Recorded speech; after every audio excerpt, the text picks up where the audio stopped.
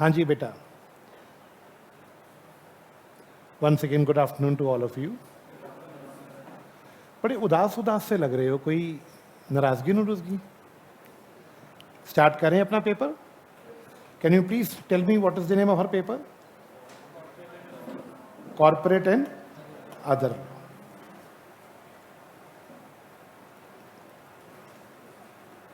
New syllabus, old syllabus? अच्छा, new syllabus में भी नाम सेम है।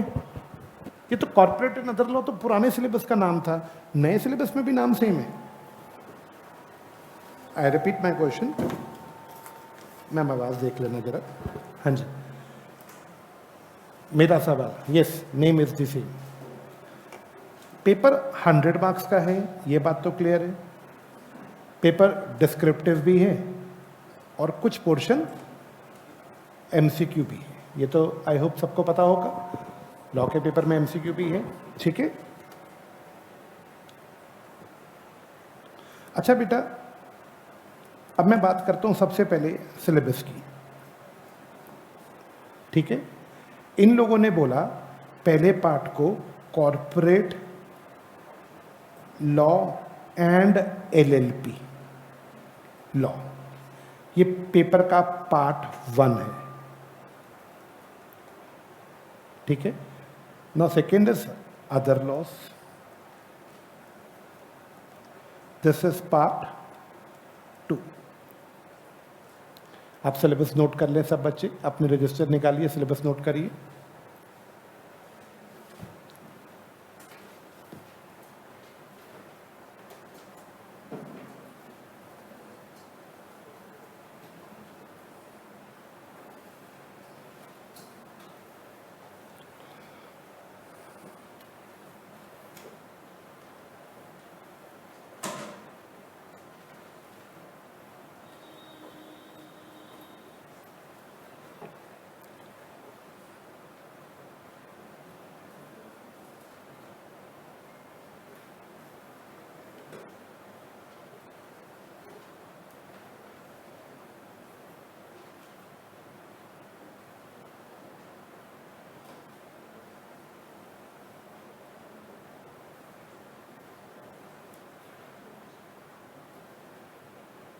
Okay class, can we proceed?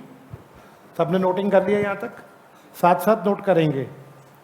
Start. देखो बेटा, कॉर्पोरेट लॉ, आप में से कोई मुझे बताएगा कॉर्पोरेट लॉ किसको बोलते हैं? रिपीट। हाँ जी,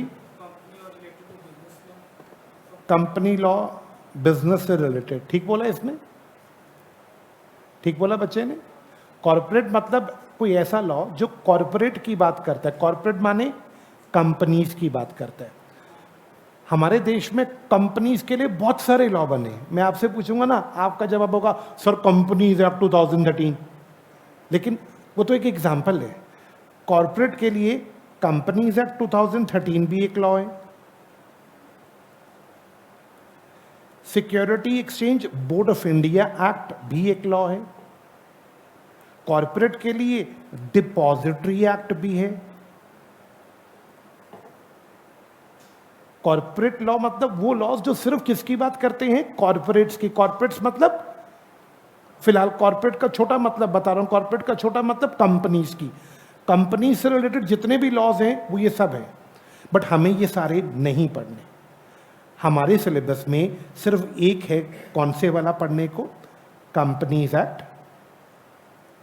2013। दिस इज, बस एक कॉर्पोरेट लॉ पढ़ना है। हमें नहीं पढ़ना डिपॉजिटरीज एक्ट, हमें नहीं पढ़ना सेबी एक्ट, हमें सिर्फ कंपनीज एक्ट पढ़ना है। Is it okay? अब कंपनीज एक्ट की बात करते हैं। कंपनीज एक्ट तो फाउंडेशन में भी पढ़ा था, तो दोबारा क्यों पढ़वा रहे हो? पढ़ा तो था ना फाउंडेशन में, तो दोबारा जीना हराम क्यों कर रहे हो?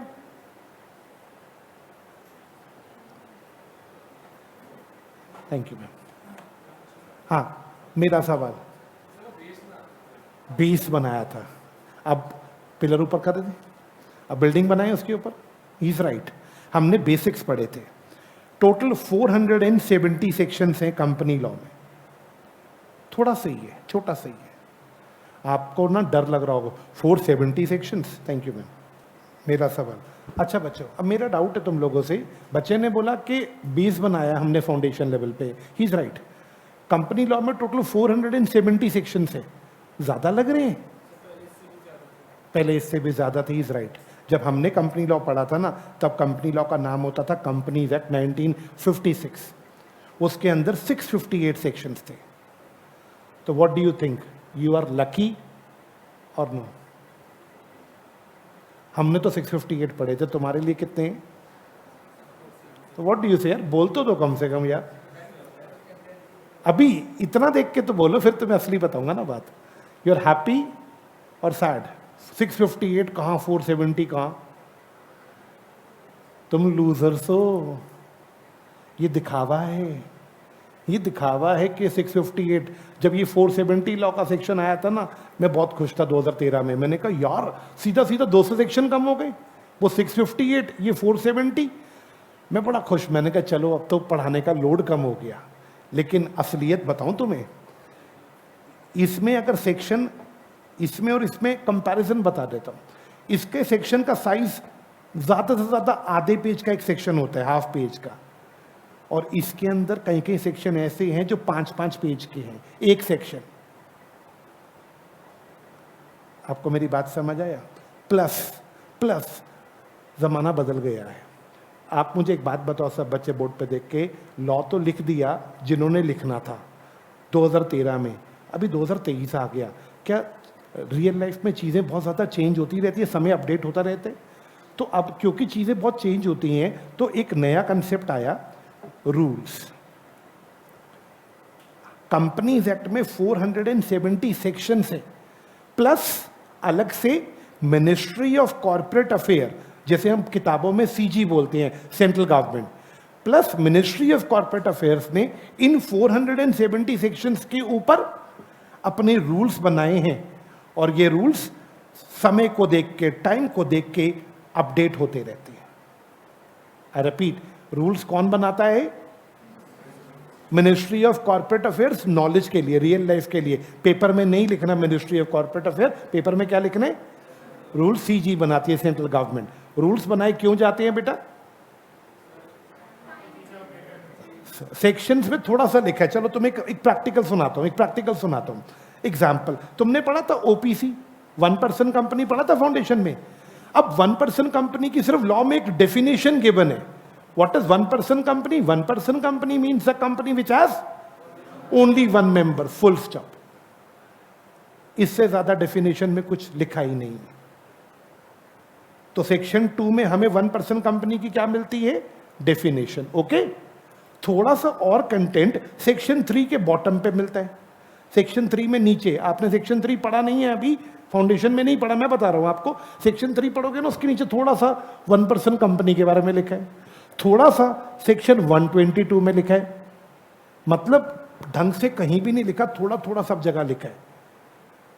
मैं बड़ा परेशान हुआ, मैंने कहा यार ये तो बड़ी बदतमीजी है। सेक्शन 2 में डेफिनेशन है, थोड़ा सा 3 में डिफाइन कर दिया, थोड़ा सा 122 में बता दिया। बताओ तो ढंग से एक बार बता दो ना। तो लॉ मेकर ने कहा तू नाराज मत हो, सेंट्रल गवर्नमेंट ने इस पे क्या बनाया है? Rule 3, rule 4 onwards. बहुत सारे रूल्स हैं जो सिर्फ किसकी बात करते हैं बेटा बताओ? 1% कंपनी की। तो जब भी 1% कंपनी को पढ़ना है, सिर्फ इन 3 सेक्शंस को पढ़ना है या सेक्शंस प्लस रूल्स पढ़ने हैं? सेक्शंस प्लस रूल्स पढ़ने हैं। अब फर्क निकालते हैं, what is the difference between sections and rules? Sections हमें ओवरऑल सिचुएशन समझा देते हैं, ओवरव्यू दे देते हैं चीज का, लेकिन उस चीज के ऊपर इन डेप्थ रूल कौन बनाता है? मिनिस्ट्री। मतलब थोड़ा बहुत लिखा होगा सेक्शन के अंदर और इन डेप्थ लिखा होगा रूल्स के अंदर। फाउंडेशन लेवल पे हमने सिर्फ क्या पढ़ा है बताओ? सेक्शंस। इंटरमीडिएट लेवल पे हमें क्या पढ़ना है? Section as well as rules. Section से ज्यादा मेहनत रूल पे करनी पड़ेगी। जो हर 6 महीने बाद अमेंडमेंट्स आती हैं ना, चेंजेस वर्ड सुना होगा, अमेंडमेंट्स। ज्यादा फ्रीक्वेंटली सेक्शन चेंज नहीं होते, सेक्शन भी चेंज होते हैं लेकिन उतना ज्यादा जल्दी नहीं होते। ज्यादा फ्रीक्वेंटली क्या चेंज होते हैं? मैंने बोला था ना, रूल्स समय के हिसाब से बनाए जाते हैं, समय में जैसे बदलाव आएगा रूल्स बदलेंगे। हर 6 महीने में रूल्स के अंदर अमेंडमेंट आती है। मैं ये नहीं बोल रहा कि सेक्शंस में नहीं आती, आप कह सकते हो 1:10 की रेशियो रहती है। अगर सेक्शन में 1 चेंज हुआ तो रूल में 10 जगह चेंज होगा। क्लियर? तो फाउंडेशन पे हमने सिर्फ सेक्शन पढ़ा, इंटर में हम सेक्शन भी पढ़ेंगे और रूल्स भी पढ़ेंगे। Is it okay? अब नेक्स्ट सवाल, सर आपने बोला 470 सेक्शन है ना, हमें फाउंडेशन में कितने पढ़े? फाउंडेशन में ना आपने सेक्शन नंबर के हिसाब से नहीं पढ़ा, आपको ना हर चीज थोड़ी थोड़ी पढ़ा दी गई। जैसे for example types of companies पढ़ा दिया गया, मेमोरेंडम आर्टिकल क्या होता है ये पढ़ा दिया गया, फिर उसके बाद आपको शेयर कैपिटल का थोड़ा सा बता दिया, what is authorise capital, what is nominal capital, what is paid up capital. थोड़ा सा ना बस आप ऐसे सोचो, टच करवाया कि कंपनी लॉ देख लो बेटा ये होता है। Is it okay? फाउंडेशन में ना के बराबर कंपनी लॉ पढ़ा। इंटर में आपको सेक्शन 1 से लेके 148 पढ़ना है, सेक्शन 1 से शुरू करना है, 148 तक पढ़ना है। Is it okay? प्लस बाकी के सेक्शन फाइनल में पढ़ने, 149 ऑनवर्ड्स फाइनल में पढ़ने। अब साथ में थोड़ा सा और आगे जाके कुछ फॉरेन कंपनी से रिलेटेड सेक्शंस, तकरीबन 15-16 सेक्शंस और पढ़ने हैं, 15-16 सेक्शंस और पढ़ने हैं। रफली स्पीकिंग 1 से 148 ये तो पढ़ देंगे, 150 सेक्शन प्लस थोड़े से सेक्शंस, 15-16 सेक्शंस और पढ़ने हैं। तो क्या मैं बोल सकता हूँ 150 ये और 15 ये, अप्रोक्सीमेटली 265 सेक्शंस हमने पढ़ने हैं। मैं इसको फेयरली लिख दूंगा, अभी मैं समझा रहा हूँ। Is it okay? फेयर कर दूंगा इसको अभी। तो 250 के आसपास सेक्शंस पढ़ने, ज्यादा है? हाँ, पीछे वाले बच्चों ज्यादा है? फिर ज्यादा तो है सर। अब ये सोच के देखो, ये 250 पढ़ने के बाद 149 से 470 तक कहां पढ़ना है? हाँ, फाइनल में। सर फाइनल में से तो लॉ हट नहीं गया, सुना है किसी ने ये बात? इंस्टीट्यूट ने 6 पेपर कर दिए, इंटर में भी फाइनल में भी 8 पेपर हुआ करते थे, 2 पेपर हटा दिए, लॉ और कॉस्टिंग। लॉ और कॉस्टिंग फाइनल से हट गया, कितने पेपर रह गए फाइनल में? 6। ये नहीं, इंस्टीट्यूट है क्या किया पता है? बच्चों को बोला बेटे इंटर में कितने पेपर पढ़ोगे, जल्दी बोलो। 6 पढ़ लिए, पास हो गए, चलो जाओ अब अपनी क्या करो, आर्टिकलशिप करो। आर्टिकलशिप पे सिर्फ क्या ऑफिस जाओगे क्या? हाँ, ये जो 2 पेपर खत्म हुए ना, लॉ और कॉस्टिंग, लॉ एंड कॉस्टिंग, इसको बना दिया सेल्फ प्लेस्ड लर्निंग मॉड्यूल। इन 2 पेपरों का मतलब क्या हुआ इसका? इन 2 पेपरों को घर बैठ के खुद पढ़ो। आप पढ़ लेंगे, सुनते लो, इन्हें खुद पढ़ो, ठीक है पढ़ लेंगे, मॉड्यूल इंस्टीट्यूट देगा, पढ़ लो, ठीक है। फाइनल में पेपर कितने होंगे बेटा बताओ? ये 2 तो हटा दो ना, पेपर कितने रहेंगे फाइनल में? 6। पास तो 6 पेपर ही करने होंगे, मार्क्स तो कितने पेपरों के मिलेंगे? 6। लेकिन इन 6 पेपरों में बैठने के लिए एलिजिबल तब बनोगे जब ये 2 पेपर आप क्लियर करोगे। मतलब इनके मार्क्स टोटल में तो नहीं जुड़ेंगे, लेकिन बस ये 2 पेपर पास करने हैं। ये एग्जाम ऑनलाइन होगा, घर से बैठ के दो, बुक खोल लो, कोई टेंशन नहीं है। लेकिन आप क्या सोच रहे हो, जब इंस्टीट्यूट इन्हें एलिजिबिलिटी एग्जाम बना रहा है तो लेवल आसान रखेगा या थोड़ा टफ रखेगा? टफ तो रखेगा। ये 2 पेपर घर बैठ के पढ़ो, इन्हें पास करो, उसके बाद फिर आप 6 पेपर के लिए एलिजिबल हो जाओगे फाइनल के। और ये 2 पेपर कब पढ़ने हैं कॉमन फास्ट?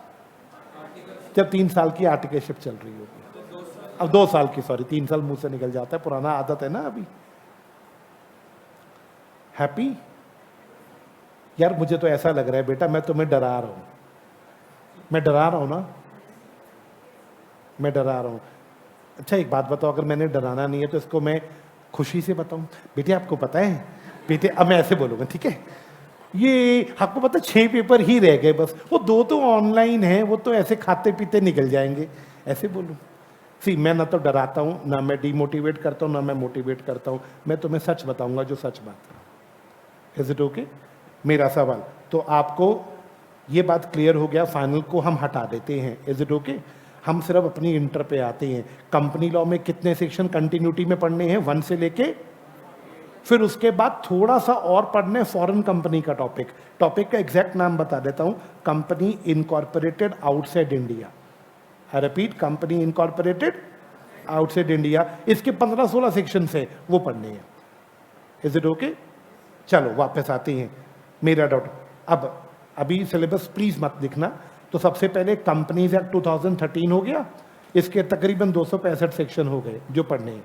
इसके बाद पढ़ना है एलएलपी एक्ट 2008। सर ये तो फाउंडेशन में पढ़ा था। हाँ सेम, फाउंडेशन वाला ही दोबारा पढ़ना है। मतलब मान के चलो 10 सेक्शन एक्स्ट्रा होंगे पढ़ने वाले, बाकी सारे वही होंगे जो कहाँ पढ़े थे, फाउंडेशन में। हमें 1 या 2 क्लास लगेगा एक्स्ट्रा फाउंडेशन वाला। मैं ये नहीं बोल रहा कि फाउंडेशन में पढ़ा तो मैं नहीं पढ़ाऊंगा, फाउंडेशन वाला ही सारा होगा, प्लस थोड़ा सा 10 सेक्शन का और फालतू होगा। इन दोनों की कंबाइंड वेटेज 70 मार्क्स की रहेगी। Is it okay? पार्ट 1 है ये, नाम है इसका corporate law and other law. कुछ मत लिखना प्लीज, अभी मैं फेयर कर दूंगा, अभी समझाने दो ना सिलेबस पहले। Is it okay? तो मेरा डाउट, कुछ पूछना है पार्ट 1 में किसी ने? पार्ट 1 में कोई डाउट नहीं है। अब पार्ट 2 पे आते हैं। पार्ट 2 पे 3 लॉ पढ़ने हैं 30 मार्क्स के लिए बस। जर्नल क्लॉजेज एक्ट,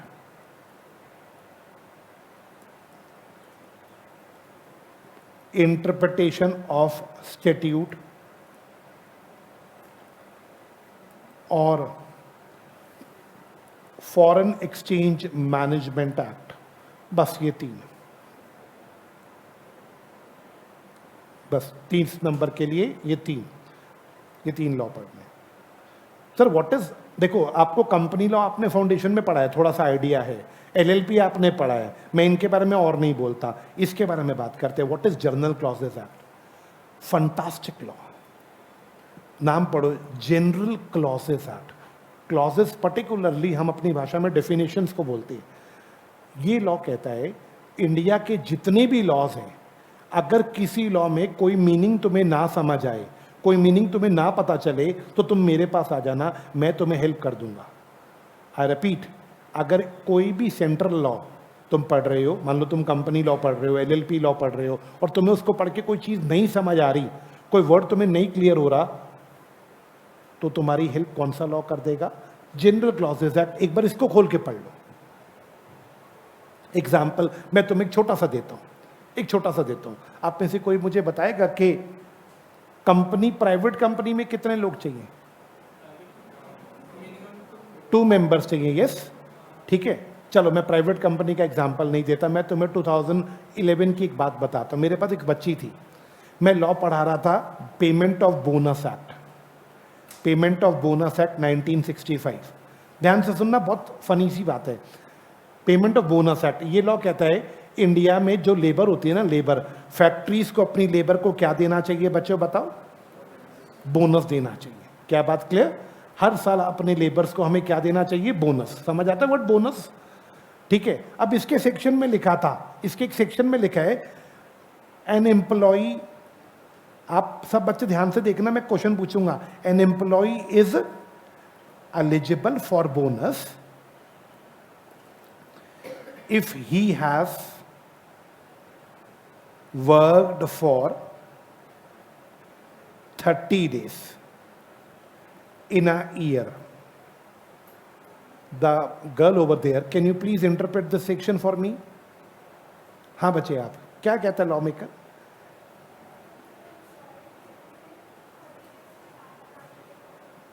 माइक दे दो इनको। हाँ सर, अगर कोई एम्प्लॉय है, उसने 30 डेज से ज़्यादा काम किया तो वो एलिजिबल है, उसको बोनस मिलेगा अगर उसने 1 साल में 30 दिन काम किया है ना? हाँ जी। अब उस बच्ची का डाउट था, तो सुनना डाउट, सर बोनस सिर्फ मेल्स को मिलेगा क्या? सर एम्प्लॉयज़ तो कोई भी हो सकता है। एम्प्लॉय तो कोई भी हो सकता है, फिर लॉ मेकर ने एम्प्लॉय के बाद ही पे जोर क्यों दिया, ही ऑब्लिक शी क्यों नहीं लिखा? अगर उन्हें एम्प्लॉय लिखा, देखो अगर दोनों को देना होता तो यहां पे ही की जगह पता है वो क्या लिखते, या तो ही शी तो अजीब लगता ना लिखा हुआ, वो ऐसे लिख देते an employ is eligible for bonus if such employ has worked for 30 days. अब जब एम्प्लॉय वर्ड आता बार बार तो उसमें तो ही शी दोनों आ जाते है ना, फिर यहां तो सिर्फ ही लिख दिया। बेटा वो बच्ची मुझसे बड़ा पोलाइटली बोलती है, सर दोनों को बोनस मिलेगा या सिर्फ ही को मिलेगा? मैंने वही आंसर दिया जो इस बच्ची ने दिया, नहीं बेटा एम्प्लॉय तो दोनों होते हैं, ही भी और शी भी, दोनों को मिलेगा। कहती सर ठीक है दोनों को मिलेगा, मैं पेपर में लिख भी आऊंगी दोनों को मिलेगा, लेकिन फिर यहां पे ही क्यों लिखा? अब लॉ पुराना था, 1965 का लॉ था, 2011 में मैं पढ़ा रहा था, बात समझना, 40-45 साल पुराना लॉ था। अगर कोई गलती होती तो 40 साल में कोई तो पकड़ता इस गलती को, किसी ने नहीं पकड़ा।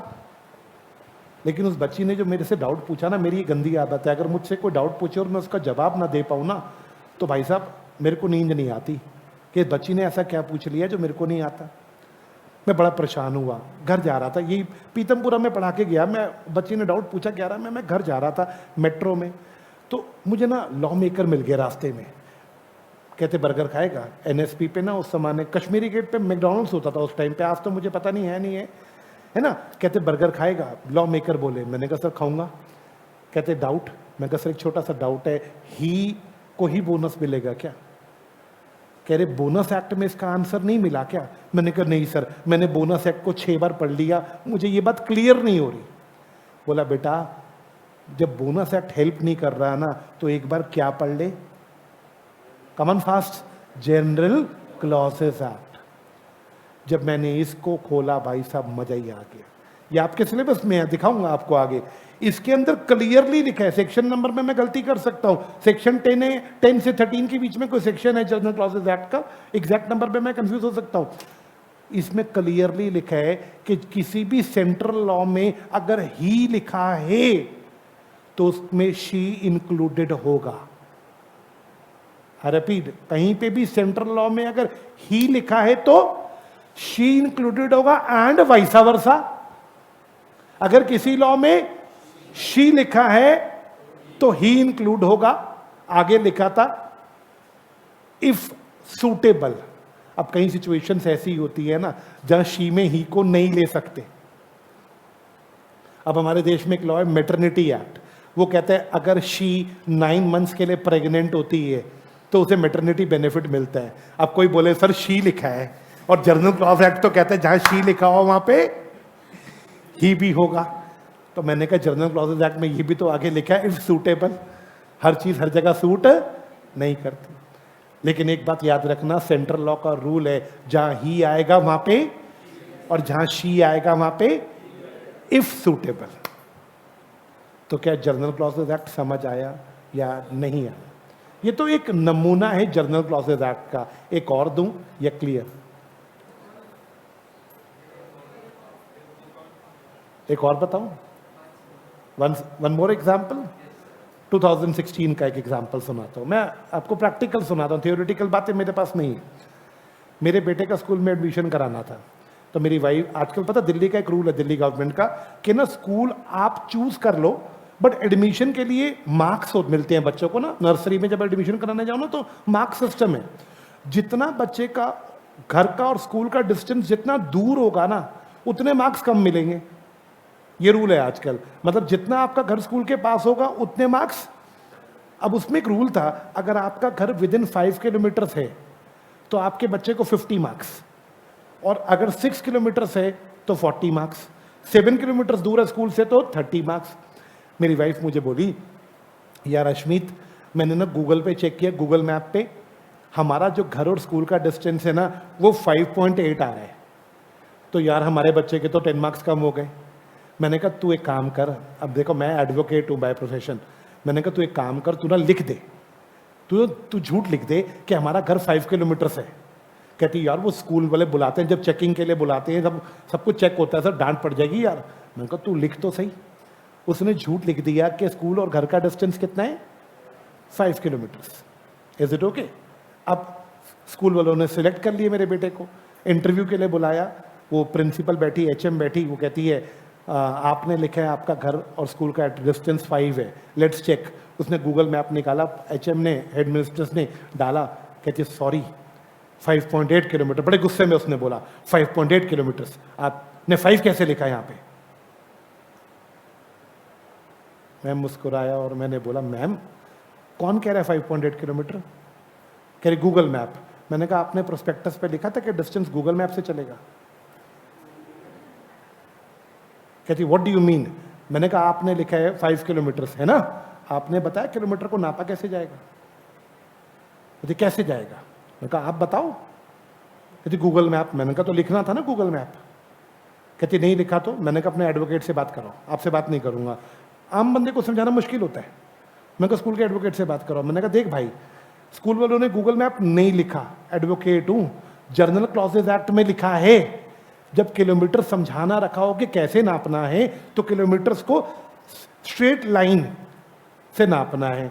मैंने कहा देख भाई एडवोकेट, हमारे घर से स्कूल में रास्ते में ट्रेन का फाटक आता है तो उसको अंडरपास बना दिया, कई जगहों पे डेड एंड है तो घूम के जाना पड़ता है। मैंने कहा अगर सीधी लाइन खींचेंगे तो 5 किलोमीटर नहीं होगा। एडवोकेट साहब, जनरल क्लॉजेज एक्ट का सेक्शन 13 कहता है ये बात। एडवोकेट भी देखो, वकील तो वकील की भाषा समझता है ना। वो कह रहा सरदार जी आपके बच्चे का एडमिशन हो जाएगा, और प्रिंसिपल को कह रहा मैडम आगे से ना लिख दिया करो फॉर्म के ऊपर कि हम डिस्टेंस कैसे नापेंगे, गूगल मैप से। अगर नहीं लिखा तो फिर कौन सा लॉ एप्लीकेबल हो गया? General clauses act. सफिशिएंट है 2 एग्जाम्पल। चलें अगले लॉ पे।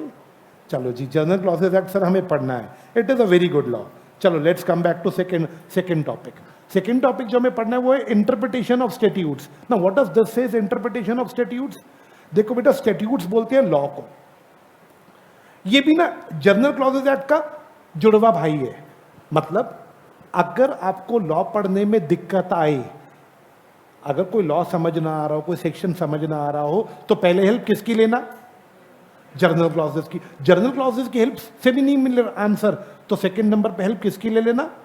Interpretation of statute. Interpretation of statute कोई एक्ट नहीं है, ये तो जजेस का, ये तो पुराने जजेस का, फॉरेन जजेस और इंडियन जजेस। क्या बात सुनाई दे रही है? फॉरेन जजेस और इंडियन जजेस ने अपना तजुर्बा लिखा है कि लॉ को पढ़ा कैसे जाता है। ब्यूटीफुल तरीके से लिखा है, ब्यूटीफुल। लॉ पढ़ने का कमन फास्ट तरीका क्या होना चाहिए, जज साहब कैसे लॉ समझते हैं, वो कैसे लॉ को पढ़ते हैं, वो चीज आपको कौन से लॉ में मिलेगी? Interpretation of. इसमें सब जजेस ने अपना अपना कमन फास्ट व्यू प्रेजेंट किए। Is it okay? I will give you 1 example. Second तो आप मांगोगे तो दोगे, एक तो मैं दूंगा ही दूंगा। क्लियर? अब हिंदू लॉ है, हिंदू मैरिज एक्ट, ठीक है? हिंदू मैरिज एक्ट, इसमें लिखा है शादी का मतलब सतपति। एक वर्ड है सतपति, दैट मीन्स अग्नि के सामने 7 फेरे। यही होता है ना, सतपति मीन्स अग्नि के सामने। अब वकील हूं मैं, मुझे जवाब देना, अग्नि के सामने 7 फेरे। अग्नि तो मोमबत्ती पे जला के 7 फेरे घुमा दूं? मैं नेगेटिव नहीं बोलना चाहता। मेरे को एक बंदा कहता है मैं तो सिगरेट फूंक देता हूं 7 फेरे। मेरे को अच्छा नहीं लगा ये एग्जाम्पल, लेकिन बात तो सही उसने बोली। अग्नि के सामने 7 फेरे होने चाहिए ना, हवन कुंड की क्या जरूरत है? Hindu marriage act simply says Satpathy मतलब 7 फेरे होने चाहिए अग्नि के सामने। जज के पास ये बात पहुंच गई। जज साहब से पूछा सर मोमबत्ती जला के 7 फेरे ले ले शादी मानी जाएगी? सिगरेट फूंक के 7 फेरे ले ले शादी मानी जाएगी? तो जज साहब क्या बोले? लॉ में क्या लिखा है? सर लॉ में तो लिखा है कि 7 फेरे होने चाहिए अग्नि के सामने। लॉ मेकर बोले अगर हम लैंग्वेज देखें तो लैंग्वेज क्लियरली सेज 7 फेरे अग्नि के सामने। आई रिपीट, हम इसको लैंग्वेज के हिसाब से नहीं समझेंगे। काटा मार दिया। लॉ मेकर बोले कई बार लैंग्वेज अजीब बातें करती है, हमें लॉजिकली इंटरप्रेट करना चाहिए। कई बार लॉ को लैंग्वेज से समझना चाहिए, और कई बार जब लैंग्वेज अजीब बिहेव करे तो लैंग्वेज को छोड़ दो, किसकी तरफ चले जाओ, लॉजिक की तरफ। ये लॉजिकल इंटरप्रिटेशन। इंटरप्रिटेशन का बेटा मतलब होता है अंडरस्टैंडिंग। अगर लैंग्वेज तुम्हें गलत लग रही है, अजीब प्रेजेंट, अब लैंग्वेज क्या कह रही है, 7 फेरे ले लो, 7 फेरे तो मोमबत्ती जला के ले लेते हैं। लॉ कहता है इस लॉ को पढ़ते, हिंदू मैरिज एक्ट को पढ़ते समय लैंग्वेज पे फोकस मत करो, फोकस किस पे करो, लॉजिक्स पे। लॉजिकली लॉजिक पे फोकस करो। लॉजिक भी नहीं दिखा रहा, कस्टम्स पे फोकस करो। तीसरा ऑप्शन, व्हाट इज कस्टम्स, रीति रिवाज। जज साहब पूछे आज से पहले ब्याह कैसे होते थे, तो जवाब आया सर अग्नि के सामने। जज बोला मेरा भी अग्नि के सामने ही ब्याह हुआ था भाई। रीति रिवाज तो यही है। हम यहाँ लैंग्वेज को नहीं देख रहे, हम लॉजिक्स को भी नहीं देख रहे, हम किसको देख रहे हैं, यानी हिंदू लॉ पढ़ते समय लैंग्वेज या लॉजिक्स भूल जाते हैं और फोकस किस पे किया जाता है, कॉमन फास्ट कस्टम्स। क्या बात समझ आया, आवाज नहीं आई? One more example if you need, नहीं तो मैं अगला टॉपिक पे चलूं। जरूरत है या बात समझ आ गई? हाँ जी, एक और दे दो सर। अब तुम्हें मैं देखो, मैं ना तुम्हें रियल लाइफ की एग्जांपल्स देता हूं, तुम्हें पता लग गया होगा मेरा नेचर। मैं तुम्हें रियल बताता हूं हुआ क्या।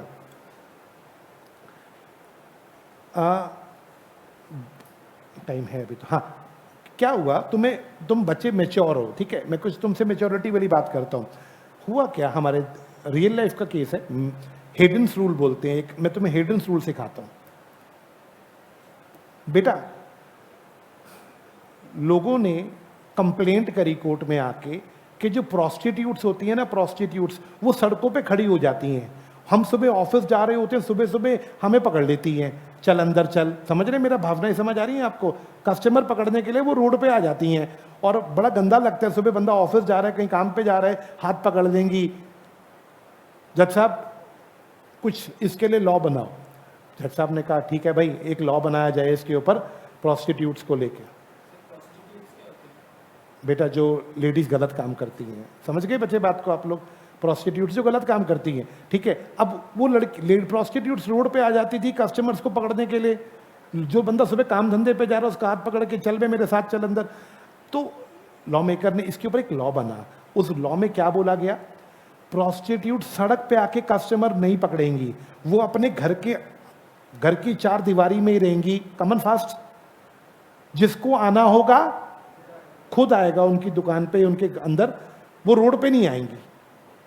रोड पे आना बैन हो गया, प्रोस्टिट्यूट्स का लॉ बन गया इस पे।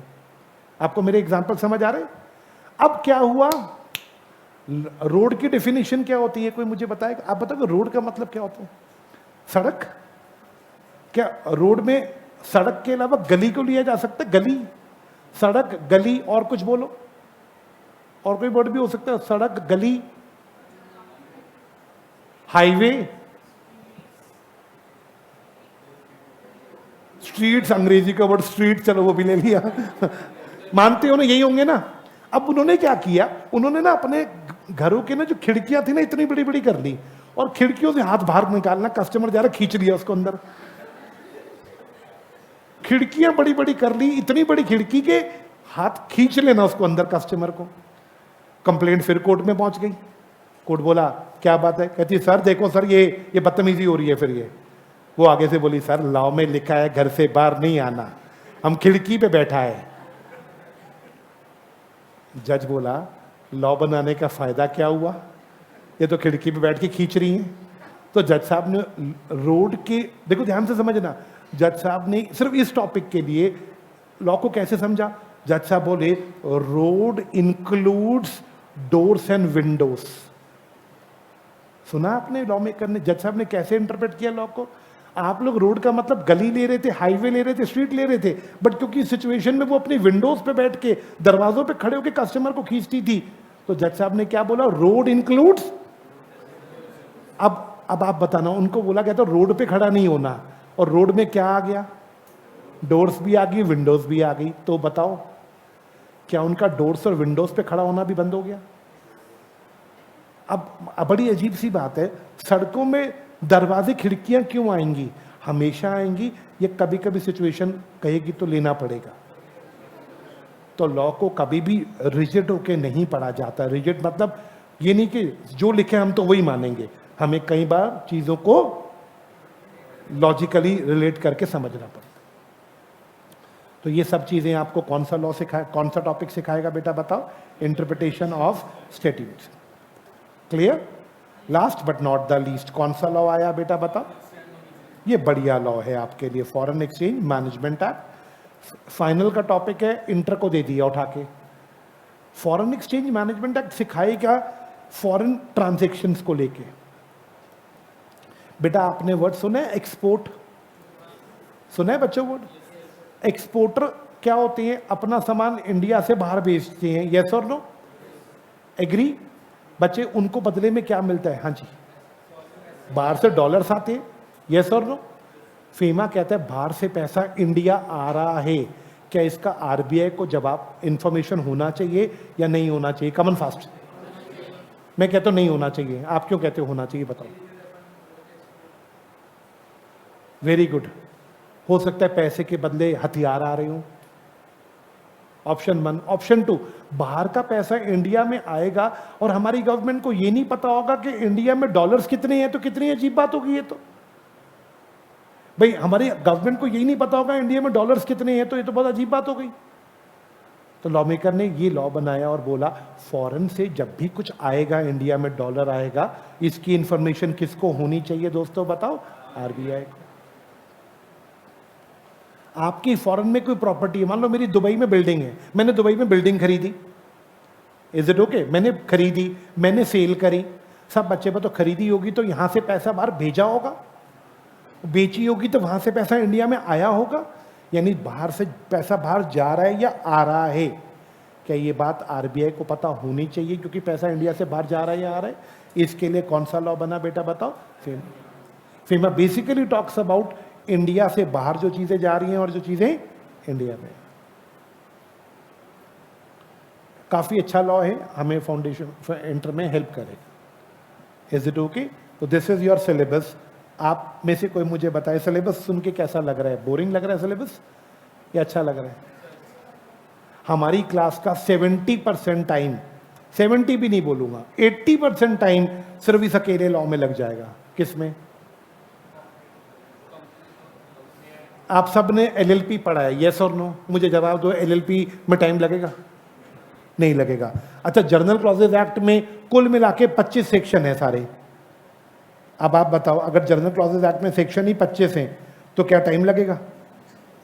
हाँ, ना तो जर्नल में टाइम लगेगा ना इसमें, फीमा में भी ज्यादा टाइम नहीं लगेगा। टाइम सारा किस में लगेगा? Companies act. कई बच्चे मुझे कहते हैं इतनी बात जब हो जाती है ना, सर पहले छोटे लॉ पढ़ा दो सारे, कंपनी लास्ट में उठा लो। कई बच्चे ऐसे कहते हैं। मैं उनको जवाब देता हूं, तुम तो वही बात कर रहे हो, हाथी की बॉडी बाद में दिखा देना, पहले पूंछ दिखा दो। क्या शुरू का टाइम में बच्चे बिल्कुल फ्रेश होते हैं? क्या पहले हैवी चीज पढ़नी चाहिए या पहले लाइट पढ़ने चाहिए? अगर तुमने कंपनीज एक्ट में टाइम लगा दिया ना, तो ये जितने भी बाकी है ना, तुम्हें ये मजाक लगेंगे। जर्नल क्लॉजेज एक्ट का एक सेक्शन 2 लाइन का होता है, 2 या 3 लाइन का एक सेक्शन, और कंपनीज एक्ट का कई बार एक सेक्शन 5-5 पेज का होता है। जिसने कंपनीज एक्ट पढ़ लिया उसके लिए ये सब लॉज कुछ है ही नहीं। क्लियर? अब आप पूछ लो, मैं फेयर कर रहा हूं, इससे पहले आपने कुछ पूछना है आप पूछ सकते हो बेटा। ओके, एलएलपी के बारे में थोड़ा सा बता दीजिए, आप डायरेक्ट एंट्री से हो। ओके बेटा, एलएलपी देखो, एक होता है कंपनी, ठीक है, और एक होती है पार्टनरशिप। डन? कंपनी बनाने में बहुत ज्यादा लीगल फॉर्मेलिटीज होती हैं, है ना, थोड़ा सा एक्सपेंसिव पड़ जाता है कंपनी बनाना, महंगा पड़ जाता है। ये बिल्कुल ही ढीला है पार्टनरशिप, इसमें नो लीगल फॉर्मेलिटीज। तो लोगों ने शिकायत करी लॉ मेकर को, सर एक लॉ बहुत ज्यादा स्ट्रिक्ट है और एक बिल्कुल ही ढीला है, क्या इन दोनों का हाइब्रिड बन सकता है कुछ? मतलब इन दोनों को मिला के कोई तीसरा लॉ बना सकती हो? लॉ मेकर ने नाम बना दिया एलएलपी। एलएलपी कंपनी लॉ जितना स्ट्रिक्ट नहीं है, मतलब कंपनी लॉ के मुकाबले कम स्ट्रिक्ट है, लेस फॉर्मेलिटीज। तो ये दोनों का मिक्सचर है, इसमें कुछ चीजें कंपनी लॉ की हैं और कुछ चीजें किसकी हैं, पार्टनरशिप की। ये एलएलपी है। हाँ जी, पीछे वाले भाई साहब मुझसे पूछ लो, कुछ पूछना है तो। आपको पता जब मैं पढ़ता था, मैं भी वहीं बैठता था लास्ट रो में, टीचर क्या पढ़ा रहे मुझे पता ही नहीं होता था, हर टीचर क्लास से बाहर निकाल देता था, नालायक नंबर 1 था मैं। हाँ, फॉरेन एक्सचेंज मैनेजमेंट एक्ट 1999। अगला डाउट, मैं शेयर कर रहा हूं सिलेबस को, कुछ पूछना है तो आप पहले पूछ सकते हो, 2 मिनट है अभी अपने पास। कुछ नहीं पूछना किसी ने भी, इतना मैंने पका दिया। ओके, चलो जी, इसको फेयर करके लिख लेते हैं। हमने हेडिंग डाला था corporate and other law.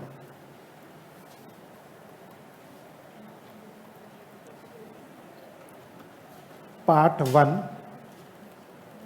Part 2, 70 marks, 30 marks. सबसे पहले companies act 2013, second limited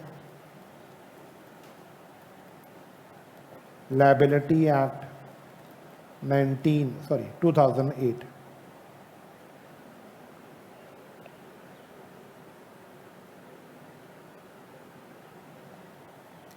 companies act में मैंने लिख दिया 1 से लेके 148 तक सेक्शंस, और साथ में कंपनीज इनकॉर्पोरेटेड आउटसाइड इंडिया।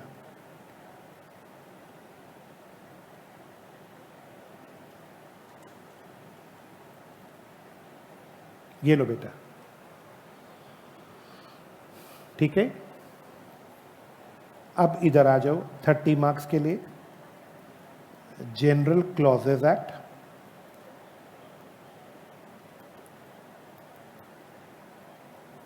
(1897),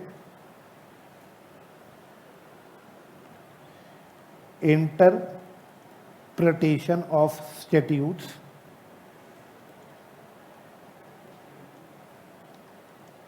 और फॉरेन एक्सचेंज मैनेजमेंट एक्ट।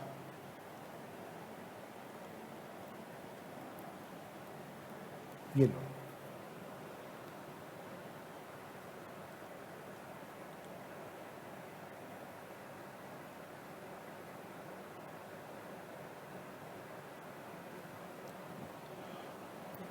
ये हमारा सिलेबस।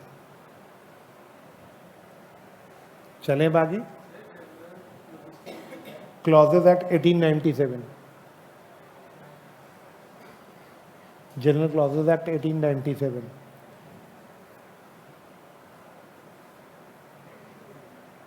हाँ जी, हैंड राइटिंग बहुत गंदी है, कुछ भी पूछ लेना।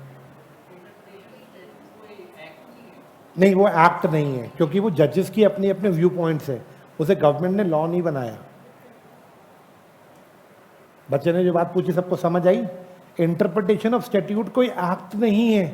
क्यों नहीं है? क्योंकि वो जजेस की अपनी अपनी व्यू पॉइंट्स है। Is it okay? वो रूल्स हैं, उनको एक्ट मत समझना। Can we proceed? एक क्वेश्चन पूछना, तुम तो पूछ नहीं रहे, मैं ही पूछ लेता हूं। कोई भी आंसर दे दे मेरा क्वेश्चन, ये सबका नोटेड है, हटा दें इसको। मेरा डाउट, सब बच्चे बताओ लॉ और एक्ट में क्या फर्क होता है? ओके, माइक देना उसको। सर जो लॉ है वो वाइडर टर्म है एक्ट से। एक्ट में सिर्फ एक्ट आता है, मतलब जो लॉ के रिगार्डिंग जो एक्ट बना है किसी टॉपिक पे उसको इंक्लूड करते हैं।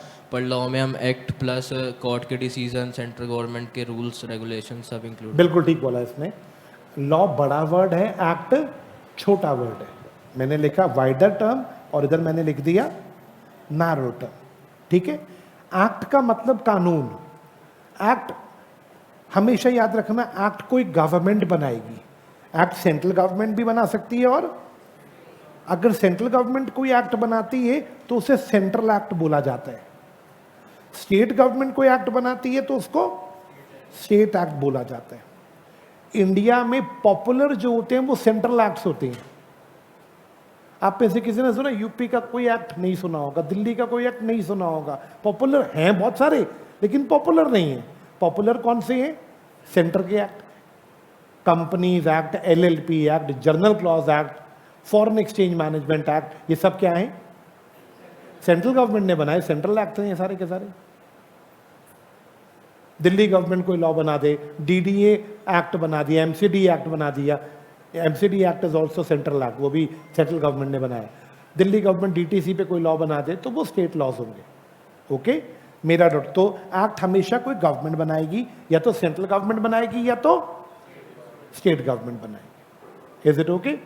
सेंट्रल गवर्नमेंट ने कोई लॉ बनाया तो उसका नाम सेंट्रल एक्ट, और स्टेट गवर्नमेंट ने बनाया तो स्टेट एक्ट। अब आ जाओ लॉ पे। लॉ एक बड़ा वर्ड है। लॉ का मतलब भी कानून ही होते हैं, लेकिन हर तरह के कानून, मतलब इसमें एक्ट आएगा। यस सर, एक्ट एक तरह का कानून है। एक्ट कौन बनाता है? कमन फास्ट, सेंट्रल गवर्नमेंट या स्टेट गवर्नमेंट, जैसे लेजिस्लेचर भी बोलते हैं। क्लियर? मेरा डॉट। इसके अलावा बताओ, मैंने आज एक वर्ड यूज किया था, याद है? रूल्स। रूल्स किसने बनाए थे? जल्दी बताओ। मिनिस्ट्री ऑफ कॉर्पोरेट अफेयर ने। जो रूल्स होते हैं, क्या वो भी एक तरह का कानून है? वो भी मानने जरूरी होते हैं, लेकिन रूल्स को एक्ट नहीं बोल सकते, क्योंकि वो गवर्नमेंट ने नहीं बनाए, वो गवर्नमेंट की एक छोटी सी मिनिस्ट्री ने बनाए। रूल्स के बाद रेगुलेशंस, गवर्नमेंट के डिपार्टमेंट्स बनाते हैं। फेमा पढ़ाऊंगा, FEMA foreign exchange management act, तो उसमें रेगुलेशंस पढ़ाऊंगा, वो गवर्नमेंट के डिपार्टमेंट्स ने बनाए होंगे। मेरा डाउट। इसके अलावा बायलॉज होते हैं, बायलॉज, कोर्ट के डिसीजंस। आप एक बात बताओ, कोर्ट का कोई फैसला बड़ा पॉपुलर हो गया तो क्या उसको भी कानून मानना पड़ेगा? यस और नो? तो ये सब कुछ किसके अंदर आ जाएंगे बताओ? बायलॉज भी एक तरह के डिपार्टमेंट्स बनाते हैं, ये भी एक तरह के रूल्स ही होते हैं जो डिपार्टमेंट बनाता है। तो लॉ बड़ा वर्ड है, इसमें हर तरह की चीजें आ जाएंगी। आपके दिमाग में कुछ और हो वो भी आ जाएगा, लेकिन एक्ट में सिर्फ एक्ट ही आएगा। आपको ये किसने सिखाया? मेरे को जर्नल क्लॉजेज एक्ट ने। उसमें जाके ये डिफरेंस क्लियर होता है। Is it okay? सर आप में से कोई मुझे बताए, हमें एक्ट पढ़ना है या लॉ पढ़ना है? लॉ पढ़ना है। एक्ट भी पढ़ना है, रूल्स भी पढ़ने हैं, रेगुलेशन कंपनी लॉ में तो कोई नहीं पढ़ना, बाय लॉ नहीं पढ़ना। हाँ, थोड़े बहुत क्या पढ़ने हैं? थोड़े बहुत नाम इक्का दुक्का। मेन जोर किस पे होगा बताओ? रूल्स पे। Is it okay? अच्छा, next question to you all. Act, हाँ, सर्कुलर भी ले लो, नोटिफिकेशन भी ले लो, और बोल बेटे और भी कुछ है तो ले लो, कोई मना थोड़ी ना, मैंने एक्सेट्रा लिख दिया। हाँ जी, और बोलो बस। अच्छा, अगला क्वेश्चन, एक्ट कौन बनाता है? जल्दी जल्दी जल्दी, अभी बताता है। अच्छा, सेंटर बनाएगी या स्टेट बनाएगी, ये कौन बताएगा? Very good. हमारे सबसे बड़ा लॉ का नाम कोई बताएगा? सबसे बड़ा लॉ कॉन्स्टिट्यूशन ऑफ इंडिया। ये इंडिया का सबसे सीनियर लॉ है। क्या बात क्लियर? मेरा डाउट। इसके अंदर 3 लिस्ट मिलेंगी आपको, union list, very good, state list और कॉन्करेंट लिस्ट। ये कहां पे गिवन है तीनों लिस्ट? कॉन्स्टिट्यूशन ऑफ इंडिया में। क्लियर? बताओ जी, यूनियन लिस्ट में जो आइटम्स गिवन है, उन आइटम्स पे लॉ केवल सेंट्रल गवर्नमेंट बना सकती है, जैसे इनकम टैक्स, डिफेंस। ओके।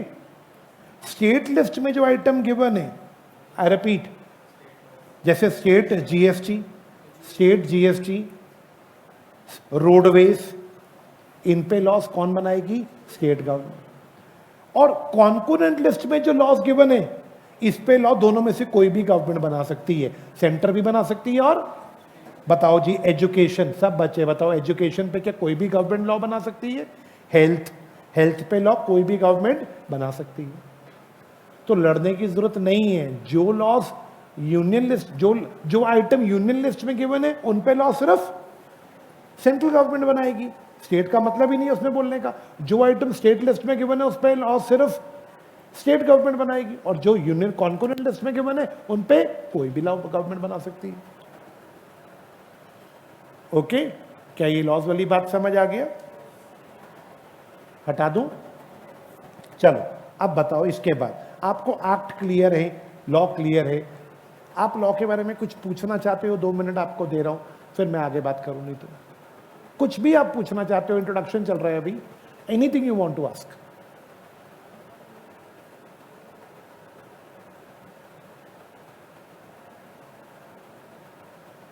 चलो नहीं पूछना, पता नहीं कैसे गंदे बच्चे हैं यार ये, कोई पूछता ही नहीं है कुछ भी, या तो सारे सोए पड़े हैं।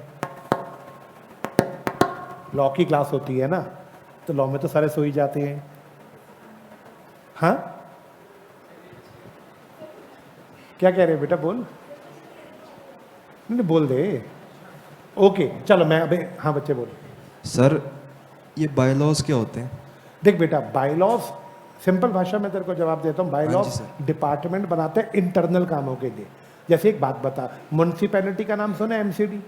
अब एमसीडी कोई पब्लिक के लिए कुछ निकालेगी, वो तो एक अलग चीज हो गया। अगर एमसीडी अपने वर्कर्स के लिए कुछ रूल्स बना रही है तो उसके लिए क्या करे एमसीडी? अपने ऑफिसर्स के लिए कोई रूल बना रही है, तो जब इंटरनल कामों के लिए कुछ किया जाता है तो वर्ड यूज होता है बायलॉज। Bylaws।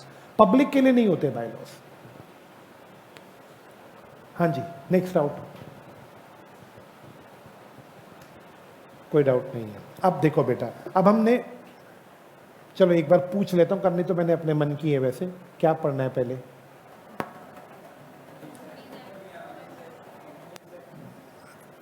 ठीक है, कंपनी जब, देखो मैंने इनसे पूछ के शुरू की है, मैंने अपनी मर्जी नहीं चलाई।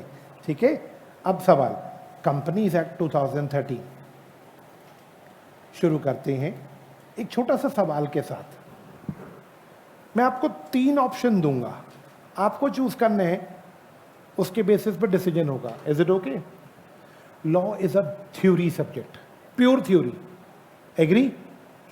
ऑप्शन 1,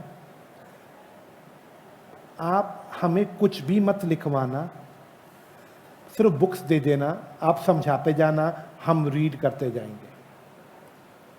मैं ऑप्शन दे रहा हूं, सुनते रहो। सुन लिया पहला ऑप्शन? आप कुछ भी मत लिखवाना, आप हमें बुक्स दे दो, हम उसमें से आप समझाओगे, रीड सर आप कर देना साथ में हमारे, मैं रीड कर दूंगा आपके लिए। First option. ऑप्शन 2, चलो सेकंड ऑप्शन पे। सर आप हमें पूरा डिटेल में 100% लिखवा दीजिए, हर चीज, एक एक सेक्शन लिखवा दीजिए, एक एक रूल लिखवा दीजिए। ये सेकंड ऑप्शन है। ऑप्शन 2 रिपीट करूं, समझ आ गया?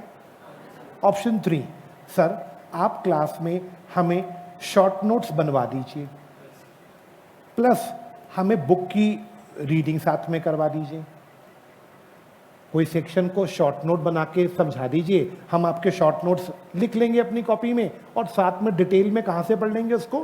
बुक से पढ़ लेंगे। ऑप्शन 1, कुछ भी मत लिखवाओ।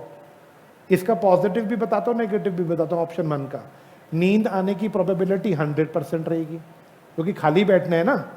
ये तो इंट्रोडक्शन क्लास है, रेगुलर क्लास में अगर खाली बैठना है, एग्री? प्रोबेबिलिटी पॉजिटिव, सबसे जल्दी सिलेबस खत्म होगा। ये पॉजिटिव है, नेगेटिव मैंने बता दिया।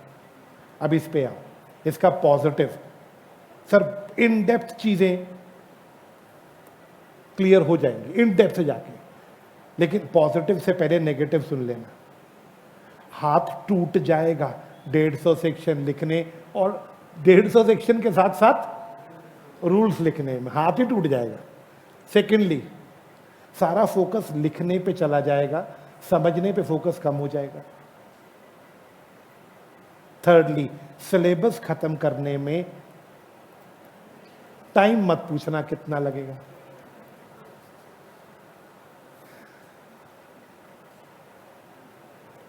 थर्ड ऑप्शन पे चलते हैं, थर्ड भी सुन लो। थर्ड वाले कितने हैं? इसका पॉजिटिव पहले बताता हूं। सर डेप्थ इसकी इन डेप्थ ही होगी, इसके बराबर। मैं बराबर में ये बोल सकता हूँ अगर ये 100 होगा तो ये 99 होगा। डेप्थ की अगर हम बात करें, मैं तो सारे ही समझाऊंगा, क्लियर, मेरा डाउट। लेकिन इसमें इसका नेगेटिव क्या है, कोई बताएगा इसका नेगेटिव? मुझे नेगेटिव नहीं मिला इसका, मुझे इसका कोई नेगेटिव नहीं मिला। टाइमली कोर्स कंप्लीट हो जाएगा, ये तो पॉजिटिव हो गया। बच्चे को समझने का पूरा टाइम मिल जाएगा क्लास में। जब बच्चे शॉर्ट नोट्स अपने हाथ से बनाएंगे तो क्या मैं बोल सकता हूँ उन्हें टाइम पूरा मिला है समझ के लिखने का? तो I think we should go for third option.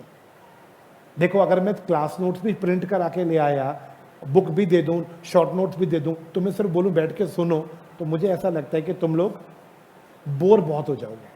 मुझे क्लास को प्रैक्टिकल बनाना है, बोरिंग नहीं बनाना। Can we proceed with third option? एक रजिस्टर डेडिकेटेड रखना लास्ट में ना। देखो अब बुक जो होगी, अब मान के चलना 400 पेज के आसपास हो, ठीक है, 400 पेज का कंटेंट होगा, क्वेश्चंस अलग होंगे, क्वेश्चन सेपरेट होंगे, ठीक है। अब देखो बेटा, अकाउंट्स के पेपर के बाद जब लॉ का पेपर होगा, 1.5 दिन का गैप होगा, उस 1.5 दिन में 400 पेज की किताब रिवाइज नहीं हो पाएगी। रिवाइज क्या होगा? कमन फास्ट, वो जो रजिस्टर आपने शॉर्ट में बनाया होगा, क्लियर, जो रजिस्टर आपने शॉर्ट में बनाया होगा उसको इतने अच्छे से बनाना, इतना साफ उसमें लिखना, मल्टीपल कलर के पेन यूज करना, कलरफुल बनाना, ताकि आपको रिवीजन में दिक्कत। मैं हर सेक्शन में जो कीवर्ड्स होते हैं, जो वर्ड आपको लर्न करने हैं, वो सारे मैं शॉर्ट नोट्स बना बना के बोर्ड पे लिख दूंगा। क्या बच्चों मेरी बात क्लियर?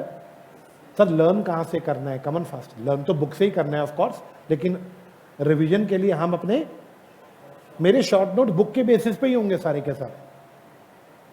Is it okay? चलो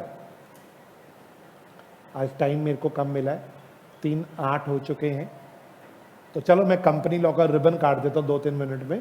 कंपनीज एक्ट 2013। सब बच्चों का पेन रेडी है? स्टार्ट करें। Chapter 1 preliminary, chapter 1 preliminary, chapter 2 incorporation, chapter 2 incorporation, chapter 3 prospectus and allotment of securities. सब बच्चे लिख लें please. Chapter 4 share capital and debenture,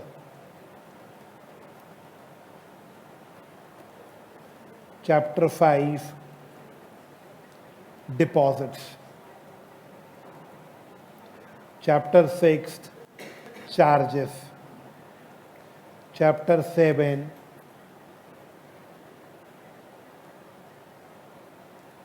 management and admin,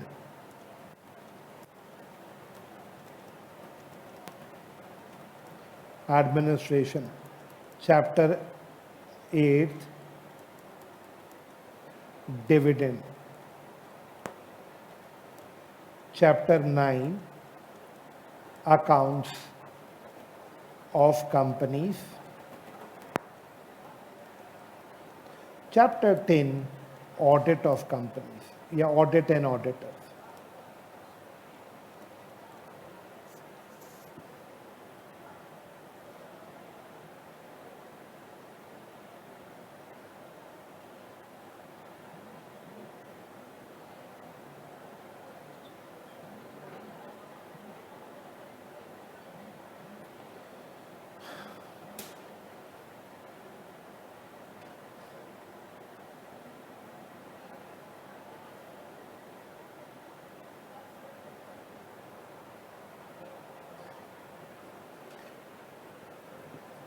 फटाफट लिखो, फिर आगे बढ़ते हैं।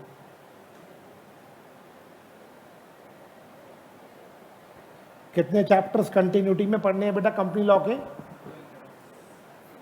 अश्मीत सर आप ये बता सकते हैं कंपनी लॉ में सेक्शंस कितने हैं?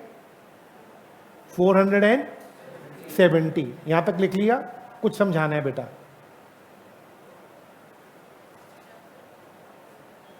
Can we proceed? Sir, what do you mean by chapter? Very good. Lawmaker क्या करते हैं, सेक्शंस होते हैं ना, सिमिलर सेक्शंस को ग्रुप एक साथ कर देते हैं और चैप्टर नाम दे देते हैं उसको। जैसे पहला चैप्टर का नाम क्या, नाम पढ़ो बेटा, इसमें सिर्फ 2 सेक्शन डाले, 1 और 2, सेक्शन 1 और 2, बस 2 ही सेक्शन का चैप्टर है बस। इनकॉर्पोरेशन, कोई बच्चा बताएगा चैप्टर के नाम से क्या समझ आ रहा है, कंपनीज को फॉर्म कैसे करते हैं, इस पे सेक्शन कहां से कहां तक मिलेगा पता है, 3 से लेके 22। ऐसे ही प्रोस्पेक्टस वर्ड सुनो बीएसटी में, कभी जब कंपनीज मार्केट में शेयर इशू करती है तो प्रोस्पेक्टस लाती है अपना। प्रोस्पेक्टस की कहानी कहां से शुरू होगी, ये 22 पे खत्म हुआ था, 20 रिपीट, प्रोस्पेक्टस एंड अलॉटमेंट 23 से शुरू होगा, 42 पे खत्म होगा। शेयर कैपिटल 43 से शुरू होगा, 72 पे खत्म होगा।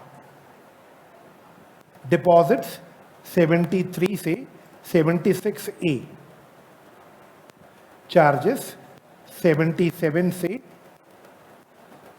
87,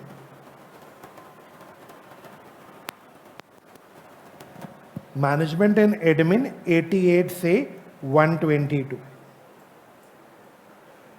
कुछ समझ आ रहा है बच्चों? सबसे बड़ा चैप्टर कौन सा लग रहा है अभी तक? 123 से 127, 128 से 138, 139 से 148। इसके बाद सर कंपनी लॉ में 470 सेक्शंस हैं जिन्हें लॉ मेकर ने ग्रुप किया है 29 चैप्टर्स में। टोटल कितने चैप्टर्स हैं वैसे? 29। हमें कितने पढ़ने हैं इंटर में? 10। इसके अलावा हमें एक चैप्टर और पढ़ना है, किसी को ध्यान है कौन सा? नाम बोला था मैंने, कंपनीज इनकॉर्पोरेटेड। इसका चैप्टर है 22।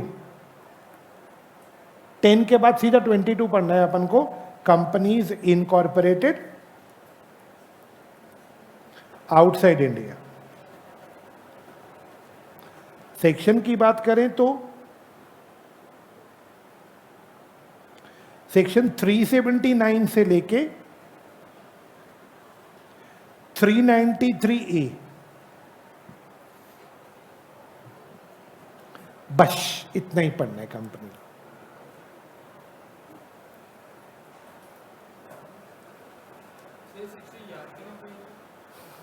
आंसर देगा कोई बच्चा इसको? सेक्शन लर्न करने पड़ेंगे, करेंगे तो अच्छा रहेगा।